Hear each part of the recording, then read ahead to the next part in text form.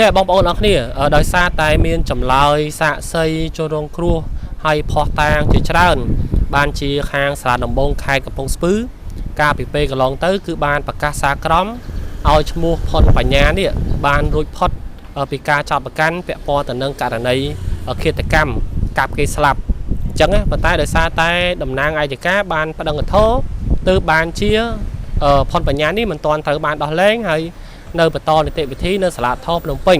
ប៉ុន្តែលទ្ធផលនៅថ្ងៃទី6 ខែតុលាឆ្នាំ2025នេះឃើញថាតុលាការបានលើកពេលសវនាការសិនដើម្បីកោះហៅបាទសាកសីមកសួរនាំបន្ថែមបងប្អូនអរគ្នាឥឡូវនេះខ្ញុំបានជួបបងស្រីអ៊ូចណារិនហើយក្រោយពីបានចេញពីបន្ទប់សវនាការសាលាធរបាទនៅថ្ងៃទី6 ខែតុលាឆ្នាំ2025នេះតែម្ដង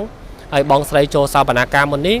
ដើម្បីចូលរួមស្ដាប់នៅការជំនុំជម្រះសំណុំរឿងកូនប្រុសរបស់បងស្រីតែម្ដងដែលមានឈ្មោះថាផុនបញ្ញាហៅតុញណាឥឡូវនេះលទ្ធផលយ៉ាងណាសូមបងស្រីជួយជំរាបមហាជនតិចចាឥឡូវហ្នឹងលទ្ធផលគឺ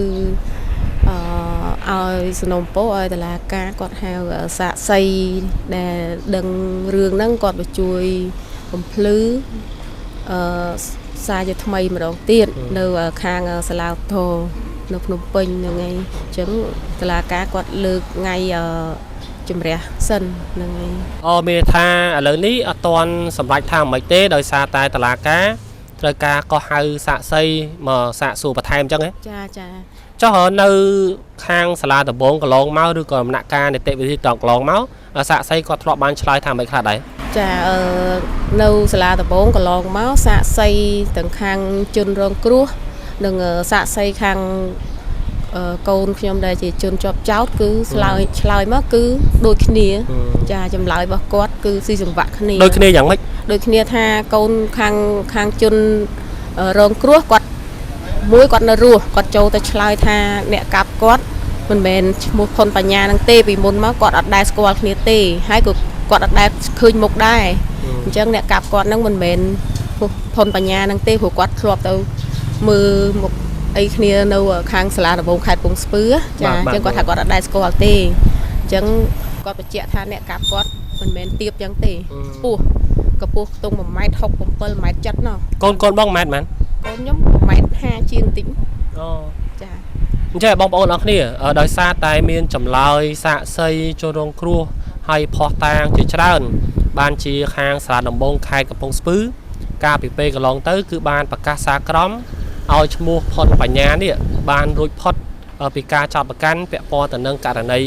ឃាតកម្មកាប់គេស្លាប់អញ្ចឹងប៉ុន្តែដោយសារតែតំណាងអាយកាបានប្តឹងឧទ្ធរណ៍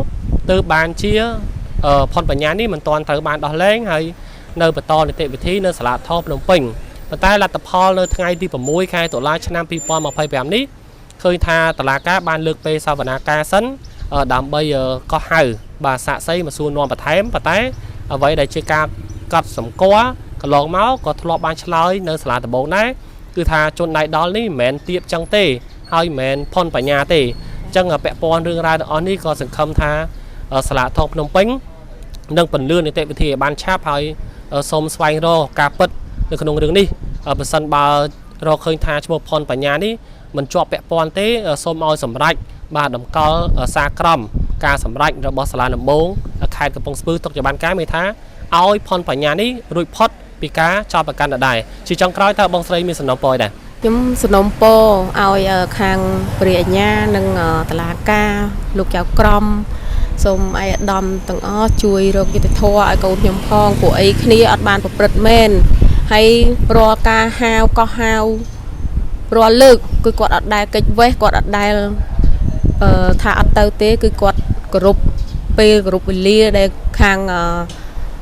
ចៅក្រមនៅខាងសាលាដំបងខេត្តកំពង់ស្ពឺកោះហាវលើកណាគឺគាត់ទៅចូលបំភ្លឺរហូតគាត់អត់ដែលកិច្ចវេះទេព្រោះគាត់អត់បានធ្វើអញ្ចឹងយើងខ្ញុំទាំងអស់គ្នានេះដែលខ្ញុំជាម្ដាយក៏គិតដូចជាកូនខ្ញុំដែរថាយុត្តិធម៌ពិតជាមានសម្រាប់អ្នកដែលអត់បានធ្វើខុសចាបងប្អូនអ្នកគ្នារឿងរ៉ាវរបស់ជនជាប់ចោទផុនបញ្ញាបើសិនជាមានអ្វីវិវត្តថ្មីនីតិវិធីនៅសាលាធរភ្នំពេញអង្គភាពសារព័ត៌មានកម្ពុជាឈ្នះនឹងបន្តតាមដានរឿងនេះដោយយកចិត្តទុកដាក់ហើយនឹងរាយការណ៍ព័ត៌មានជូនបងប្អូន ជាបន្តបន្ទាប់នៅពេលក្រោយទៀតសូមអរគុណបងប្អូនអរគ្នា